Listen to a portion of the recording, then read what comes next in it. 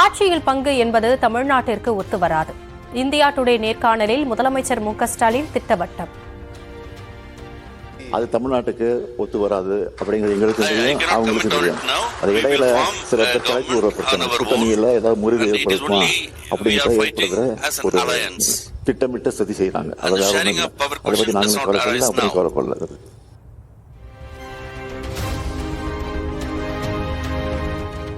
திமுக காங்கிரஸ் கூட்டணியை முறிக்க சிலர் சதி என்று முதலமைச்சர் விமர்சனம். ஆட்சியில் பங்கு என்ற முழக்கம் தொடர்பான கேள்விக்கு பதில்.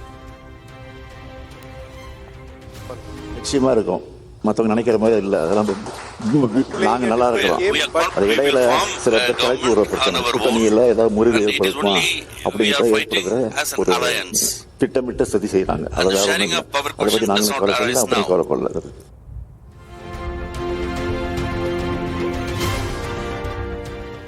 இந்தியா டுடே நடத்திய கருத்து கணிப்பில் திமுகவுக்கும் எதிர்க்கட்சிகளுக்கும் இடையேயான வாக்கு வித்தியாசம் 12% இருப்பதாக முதலமைச்சர் பேச்சு. 3% என்றாலே பெரும்பான்மையான வெற்றி என்ற நிலையில் 12% எனும் போது மாபெரும் வெற்றியை பெற்று கணிப்பை மெய்யாக்குவோம் என்று நம்பிக்கை. 3% வித்தியாசம் இருந்தால கிளீன் ஸ்வீப் தான். 12% அது நிச்சயம் டம்பிங் விக்டரி தான். அதில் எந்த மாற்றம் இருக்காது. அதுக்குன்னு நாங்கள் மெத்தனமா இருக்க மாட்டோம். உங்களை பொறுத்த வரைக்கும் இந்த சர்வே ரிசல்ட் எங்களுக்கான பூஸ்ட், அவ்வளவுதான். ஏனென்றால் திமுக என்பது எப்போதும் என்றென்றும் மக்களோட இருக்கக்கூடிய இயக்கம், மக்களுக்காக பாடுபடக்கூடிய இயக்கம். அதனால இன்னும் உற்சாகமா உழைச்சி உங்களுடைய கணிப்பை உண்மையாக்குவோம்.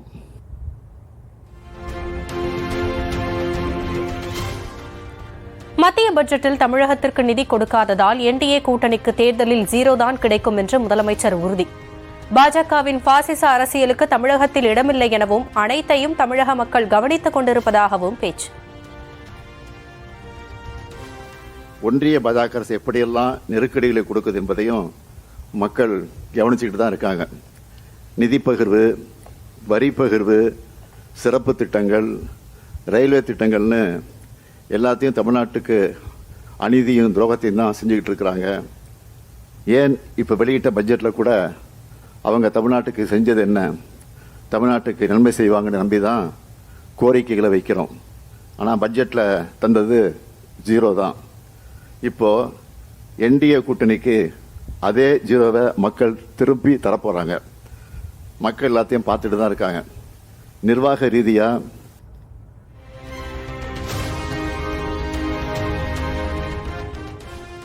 தமிழ்நாட்டில் கூட்டணி ஆட்சியா என்பது குறித்து திமுக தலைவரும் காங்கிரஸ் மேலிடமும் பேசி இறுதி முடிவு எடுப்பார்கள். முதலமைச்சரின் கூட்டணி ஆட்சி பேச்சை அடுத்து தமிழ்நாடு காங்கிரஸ் கமிட்டி தலைவர் செல்வப்பெருந்தகை விளக்கம். தலைவர்கள் அவருடைய கருத்தை சொல்றாங்க. மாண்பு முதலமைச்சர் அவருடைய கருத்தையும் கட்சியுடைய கருத்தையும் தமிழ்நாட்டில் என்ன நாட்டு நடப்புன்றதை பற்றி சொல்லியிருக்காரு. இது எல்லோரையும் சேர்ந்து உட்காந்து பேசி எங்கள் அகில இந்திய தலைவர்கள் மாண்புமிகு முதலமைச்சர் அவர்களும் ஒரு நல்ல முடிவு எடுப்பாங்க. இதில் அவர் எப்படி சொல்லிட்டாரு, இவர் எப்படி சொல்லிட்டாரு, இதனால கூட்டணிக்குள்ள ஒரு பிணக்கு இருக்குமா, பிரச்சனை இருக்குமா, விரிசல் வரமா அப்படின்னு நிறைய பேர் இதை காத்துட்டு இருக்காங்க. அது வாய்ப்பு இல்லை. கூட்டணி ஆட்சி அப்படிங்கிறது தமிழ்நாட்டுக்கு ஒத்து வராது, அது காங்கிரஸ்காரருக்கும் தெரியும் அப்படிங்கிற மாதிரி சொன்னாரு. இப்போ 2 விஷயம் புரிஞ்சுக்கிட்டாங்க. எங்கள் கட்சிக்கு ஒரு கருத்து, ஒவ்வொரு கட்சிக்கு ஒரு கருத்து இருக்கு. எங்கள் கட்சி தலைவர்கள் அவருடைய கருத்தை சொல்றாங்க. மாண்பு முதலமைச்சர் அவருடைய கருத்தையும் கட்சியுடைய கருத்தையும் தமிழ்நாட்டில் என்ன நாட்டு நடப்புன்றதை பற்றி சொல்லியிருக்காரு. இது எல்லோரையும் சேர்ந்து உட்காந்து பேசி எங்கள் அகில இந்திய தலைவர்கள் மாண்புமிகு முதலமைச்சர் அவர்களும் ஒரு நல்ல முடிவு எடுப்பாங்க.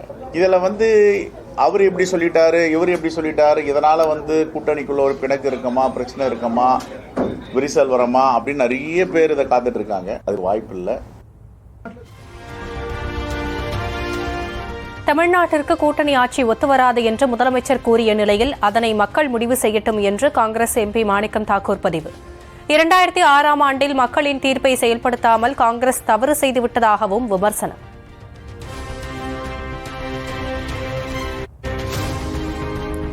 கூட்டணிக்கு தலைமை தாங்கும் கட்சிதான் முதலில் பேச்சுவார்த்தை குழு அமைக்கும் என்று மார்க்சிஸ்ட் கம்யூனிஸ்ட் மாநில செயலாளர் சண்முகம் கருத்து. இந்த தேர்தலில் தலைகீழாக நடப்பதாக காங்கிரஸ் மீது மறைமுக சாடல். இல்ல, வழக்கமா கூட்டணிக்கு தலைமை தாங்கிற கட்சி முதல்ல பேச்சுவார்த்தைக்கான குழு அமைச்ச பிறகுதான் மற்றவங்க எல்லாம் ஏன் பேசலன்னு கேட்கணும். இந்த முறை தலைகீழாக முதலில் அவர்கள் பேச்சுவார்த்தைக்குள்ளே, ஒருவேளை 4-5 மாநிலங்களுக்கு அவங்க அமைச்சாங்களான்னு தெரியல, ஒருவேளை பல மாநிலங்களுக்கு அமைக்கிற போது தமிழ்நாட்டுக்கும் அவர்கள் அமைத்திருக்கலாம். பட் தலைமை தாங்குகிற கட்சி என்கிற முறையில் திராவிட முன்னேற்ற கழகம் பேச்சுவார்த்தைக்கான குழுவை அமைக்காத நிலையில் பேச்சுவார்த்தைக்கு அழைக்கவில்லை என்கிற பிரச்சனையை இருக்கிற மாதிரி தெரியல. தமிழ்நாட்டை பொறுத்தவரை ஆட்சியில் பங்கு, அதிகாரத்தில் பங்கு என்ற முடிவை இந்திய கம்யூனிஸ்ட் கட்சி எடுக்கவில்லை. அதுபோன்ற உரையாடல்கள் எதுவும் இல்லை என்றும் மாநில செயலாளர் வீரபாண்டியன் உறுதி. இந்தியாவை பொறுத்தவரைக்கும் ஒரு கூட்டாட்சி முறை என்று வருகிற போது குறைந்தபட்ச செயல் திட்டத்தில் தான் நாங்கள் பங்கேற்போம். அந்த செயல் திட்டம் என்பது தொழிலாளர்கள், ஏழைகள், எளிய மக்கள், விவசாயிகள் நலன் சார்ந்திருக்கும். கடந்த முறை நாங்கள் அவ்வாறு தான் நடந்து கொண்டோம் என்பது உங்களுக்கு தெரியும். தமிழ்நாட்டில் அதுபோல ஒரு கொள்கை முடிவு எடுக்கவில்லை, அதுபோன்ற ஒரு உரையாடல் இல்லை. சில இடங்களை கேட்டு பெறுகிற நிலையில் நாங்கள் இருக்கிறோம். எனவே எங்களுக்குரிய இடங்களை நாங்கள் கேட்டு பெறுவோம். நாங்களும் வெற்றி பெறுவோம். எங்கள் தோழமை கட்சியினுடைய வெற்றிக்கும் பாடுபடுவோம்.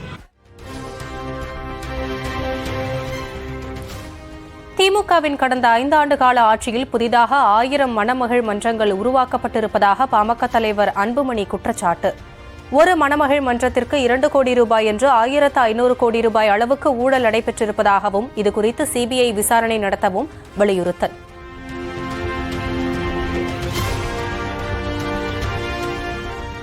திமுக கூட்டணியில் காங்கிரஸ் நீடிக்குமா அல்லது விஜயுடன் செல்லுமா என்பது கேள்விக்குறியாகி இருப்பதாக நைனா நாகேந்திரன் சாடல்.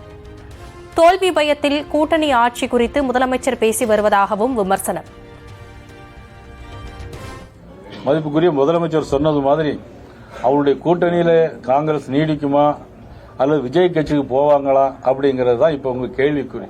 இந்த சூழ்நிலையில் இன்னைக்கு முதலமைச்சர் அவர்கள் இப்படி சொல்லியிருப்பது பார்த்தா அவர்களுக்கே ஒரு அச்சமும் ஒரு பயமும் இன்னைக்கு அவங்கள்ட்ட இருக்கு. அதனால தான் இன்னைக்கு கூட்டணி பலம் இல்லாமலும் அவர்கள் இருக்கிறார்கள்.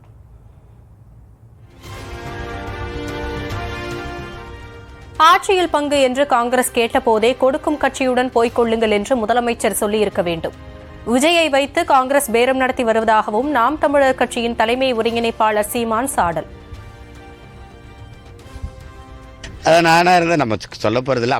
அப்பவே சொல்லியிருந்திருக்கணும். ஆட்சியில் எந்த கட்சி பங்கு தருதோ அங்கே போயிட்டு வாங்க, எங்களுக்கு ஒன்றும் அதில் மறுப்பில்லை எதிர்ப்பில்லைன்னு சொல்லியிருந்தா அமைதியாக இருப்பாங்க.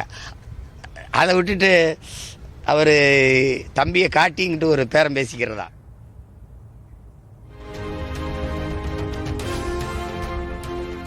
டாஸ்மாக் ஊழியர்களின் கோரிக்கைகளை நிறைவேற்றித் தர வலியுறுத்தி டாஸ்மாக் தலைமை அலுவலகம் நோக்கி அதிமுகவினர் பேரணி.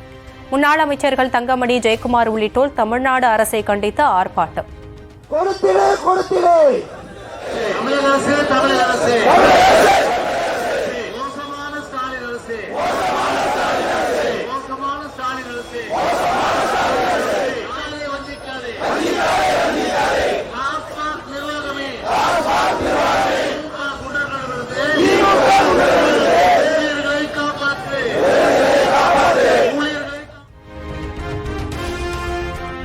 ஆட்சியில் பங்கு தர முடியாது என்றால் திமுக தனித்து போட்டியிடலாமே என்று தவேக நிர்வாகி அருண்ராஜ் பேட்டி.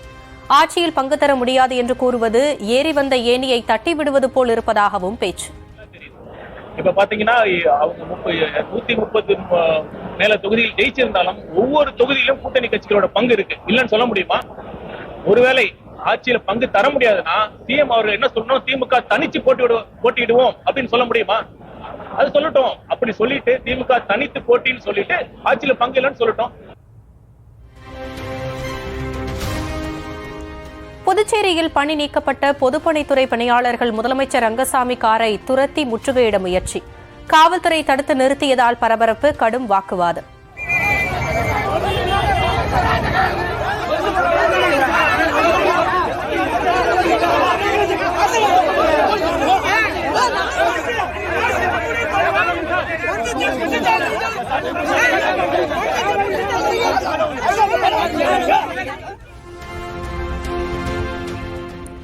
புதுச்சேரியில் முதலமைச்சர் காரை முற்றுகையிட முயன்று போராட்டத்தில் ஈடுபட்ட முன்னாள் பொதுப்பணித்துறை ஊழியர்கள் மீது தடியடி.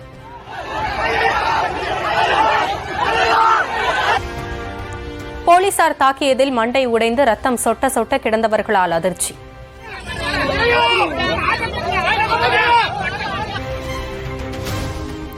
மதுரை சின்ன உடைப்பு கிராமத்தில் அமைச்சர் மூர்த்திக்கு எதிராக பட்டியலின மக்கள் போராட்டம் உருவ பொம்மையை எரிக்க முயன்றதால் பரபரப்பு. விமான நிலைய விரிவாக்கத்திற்கான நில எடுப்பு பணிகள் குறித்து திமுக எம்பி கனிமொழியிடம் முறையிட சென்றபோது சாதி வன்மத்துடன் நடந்து கொண்டதாக ஆதங்கம்.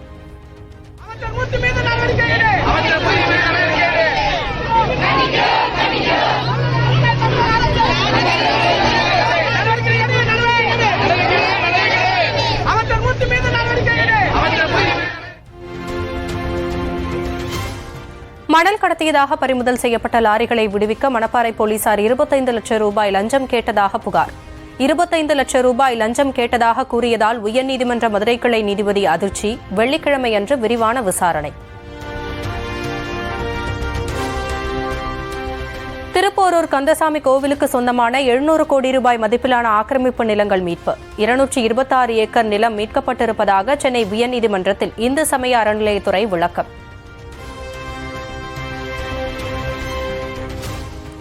சேலம் மாவட்டம் வாழப்பாடியில் வீடு புகுந்து தாய் மற்றும் மகளை தாக்கிய இளைஞர். தண்ணீர் பிடிப்பதில் இரு குடும்பத்தினருக்கு இடையே ஏற்பட்ட தகராறில் அடிதடி.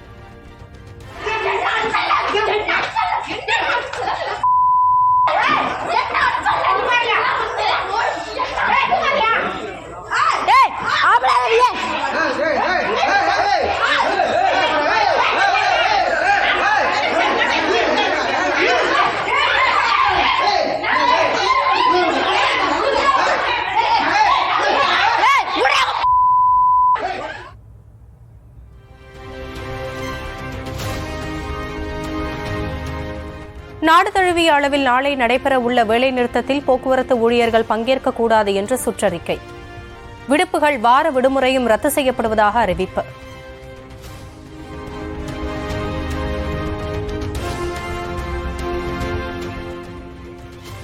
சென்னை பெரம்பூரில் மனைவி புற்றுநோயால் அவதிப்படுவதை காண முடியாமல் கணவர் விபரீத செயல். நஞ்சு கலந்த கேக்கை உண்டதால் மகனுடன் உயிரிழந்த தனியார் நிறுவன ஊழியர் மனைவி மகள் கவலைக்கிடு.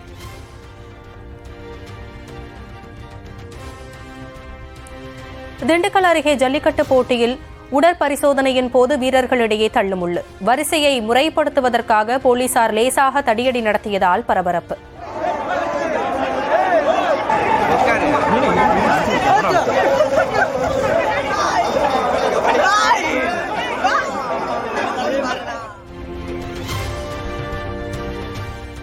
திண்டுக்கல் மாவட்டம் புகையிலைப்பட்டியில் நடைபெற்ற ஜல்லிக்கட்டு போட்டியில் அசம்பாவிதம். திருமணமாகி 6 மாதமே ஆன மாடுபிடி வீரரின் கழுத்தில் கொம்பு குத்தியதில் உயிரிழந்த பரிதாபம்.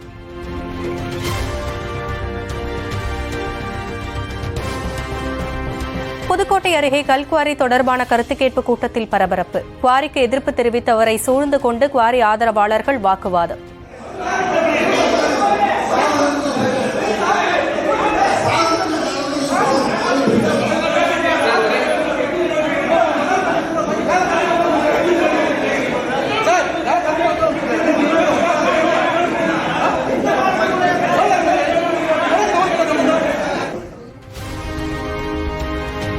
நாமக்கல் மாவட்டம் சேந்தமங்கலம் அருகே டெங்கு காய்ச்சல் பாதிப்பால் 12 வயது சிறுமி பலி. சிறுமி வசித்த பகுதியில் சுகாதாரத்துறை அதிகாரிகள் ஆய்வு. கொசு மருந்து தெளிக்கும் பணிகள் தீவிரம்.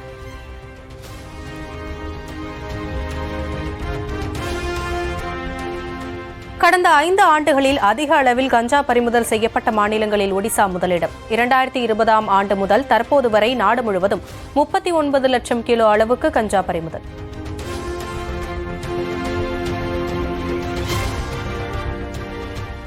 பாரத மாதாவை பிரதமர் மோடி விற்றுவிட்டதாக நாடாளுமன்ற மக்களவையில் எதிர்க்கட்சித் தலைவர் ராகுல் காந்தி ஆதங்கம்.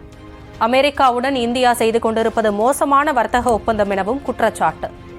We are going to add $100 billion a year to your imports and no commitment to us. We're just standing there like fools.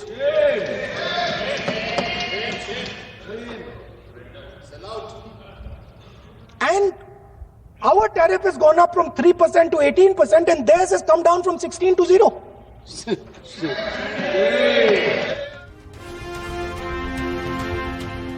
மத்திய பாஜக அரசு மீது சுமத்தும் ஒவ்வொரு குற்றச்சாட்டுக்கும் உரிய ஆதாரங்களை நிச்சயம் கொடுக்க வேண்டும். மோடி மீதான ராகுல் காந்தியின் சரமாரி புகாரை அடுத்து மத்திய அமைச்சர் கிரண் ரிஜிஜு பதிலடி. He is the leader of opposition. All the points he has made have serious repercussion. He must authenticate on all the allegations he has made. I will authenticate right now. I've got it. You have to Because let me authenticate. Mr. Rahulji. I will say it now and I will give it. I have it here. Give it to me.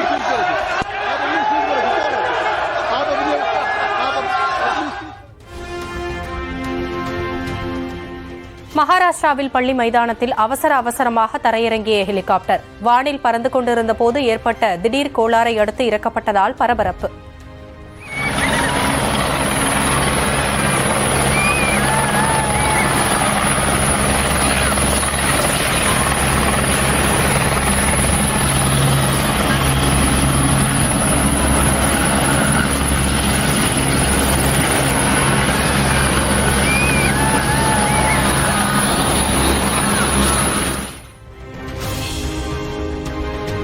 ஈரானில் இஸ்லாமிய புரட்சி ஏற்பட்டத 47வது ஆண்டு கடைபிடிப்பு. அரசு தலைவர் Ayatollah கமேனியின் உருவப்படத்தை ஏந்தி ஆயிரக்கணக்கானோர் பேரணி.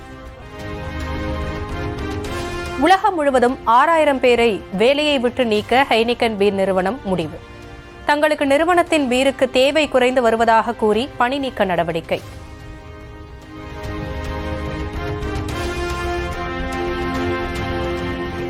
மடகாஸ்கரை புரட்டி போட்ட கெசானி புயல். 9 பேர் உயிரிழப்பு, 1300 பேர் இடமாற்றம்.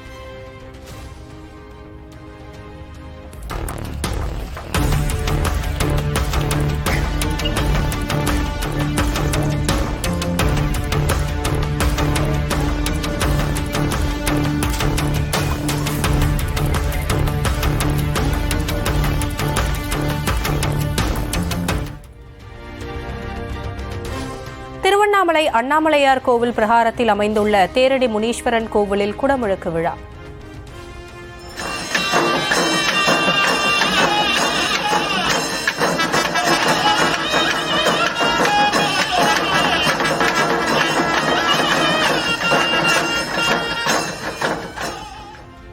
கடலூரில் அமைந்துள்ள நாகம்மன் கோவிலில் நடைபெற்ற அஷ்டபந்தன மகா கும்பாபிஷேகத்தில் திரளான பக்தர்கள் பங்கேற்று தரிசனம்.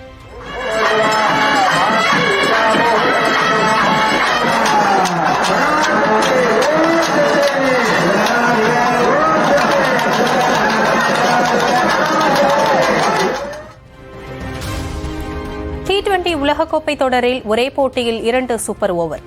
இரண்டாவது சூப்பர் ஓவரில் ஆப்கானிஸ்தானை வீழ்த்தியது தென்னாப்பிரிக்கா. செய்திகளை உடனுக்குடனும் துல்லியமாகவும் தெரிந்து கொள்ள சப்ஸ்கிரைப் பண்ணுங்க.